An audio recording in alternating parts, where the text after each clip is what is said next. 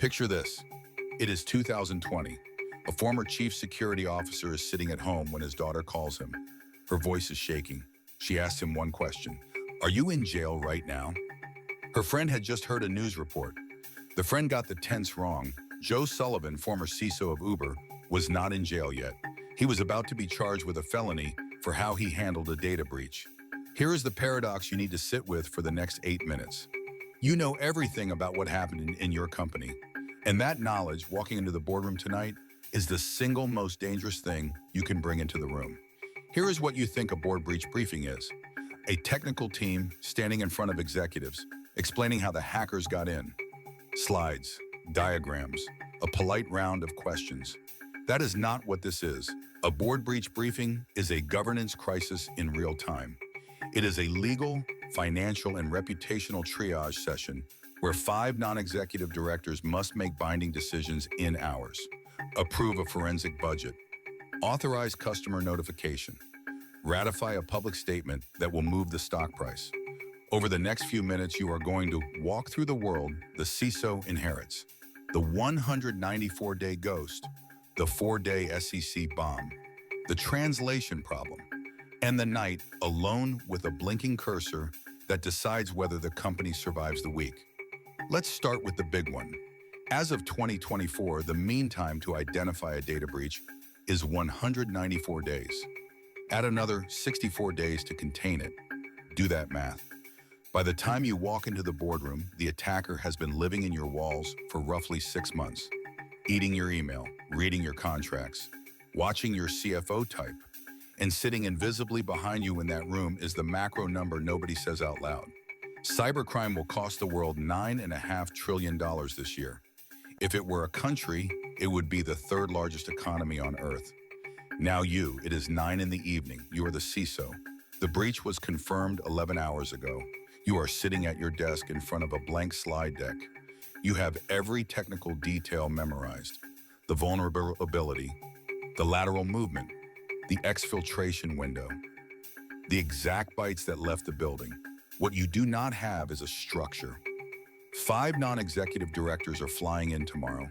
They have fiduciary duties. They have personal liability. They have careers and reputations, and, in some frameworks, personal assets on the line. They do not need a network diagram. They need clarity that lets them act instead of spiraling into recrimination. The cursor blinks. You have not typed a word. Here's the trap. 40 slides of network topology is not thoroughness. It is fog.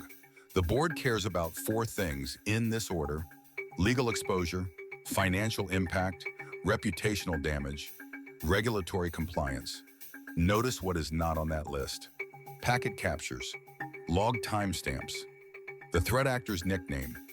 Under crisis conditions, you have roughly 20 minutes before anxiety questions take over the room.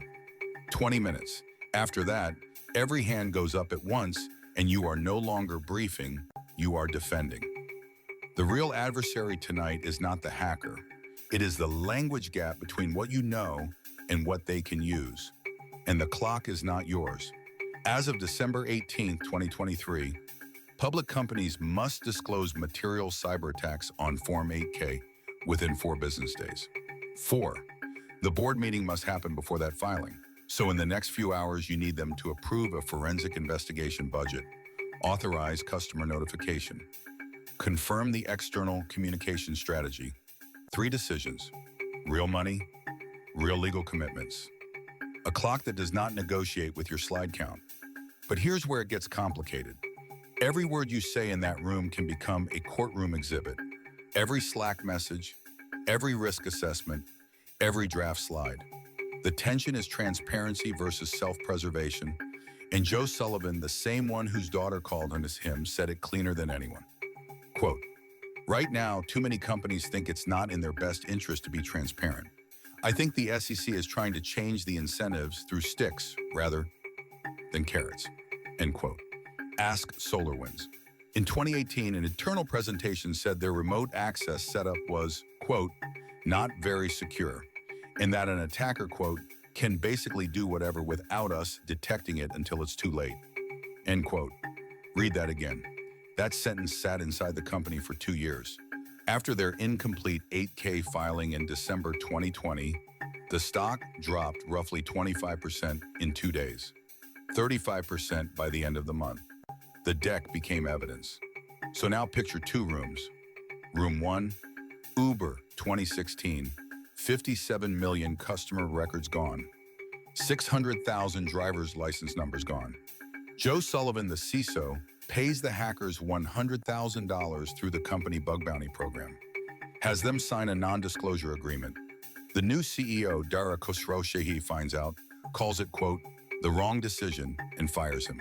Sullivan is later convicted of fraud, sentenced to probation. His daughter calls. Room 2, Wyndham, multiple data breaches. Shareholders sue the directors personally for failing to oversee cybersecurity. The court grants the board's motion to dismiss. Why? Because the board had been documenting its cybersecurity discussions for years. Regular meetings, real minutes. A paper trail showing they had, in the court's view, a firm grasp on the situation. Same category of event, two opposite outcomes, decided not by the hackers, decided by what got said and written down, in rooms exactly like the one you are walking into tomorrow morning. The needle you are threading is real. History has shown you both sides of it, which brings you back to that blank deck. The last 3 slides are not a postmortem. They are asks. Slide 1. And approve the forensic investigation budget. Here is the number. Here is the firm. Slide 2. Authorize customer notification. Here is the population. Here is the language. Slide 3. Confirm the external communication strategy. Here is the draft. Here is the timing against the 8K. You are not a witness in that room. You are not a tour guide for the hack. You are the architect of the company's survival narrative under oath, with a 4-day clock running and a regulator reading every comma. And here is what nobody puts on a slide. The average CISO tenure is 18 to 26 months. 72% will not take the job without directors' and officers' insurance. 66% are personally worried about financial and legal liability. Somewhere out there right now, a CISO is at her desk at 9 at night, staring at a blank deck, deciding what not to say. The room she walks into tomorrow is the room that decides whether someone she loves picks up the phone one day and asks her the same question Joe Sullivan's daughter asked him. Are you in jail right now? The cursor is still blinking. She starts typing. That is what it is like to brief a board after a data breach, not a tech post-mortem, a governance crisis in real time where the wrong sentence in the wrong room ends careers, sinks companies, and rewrites somebody's family dinner forever.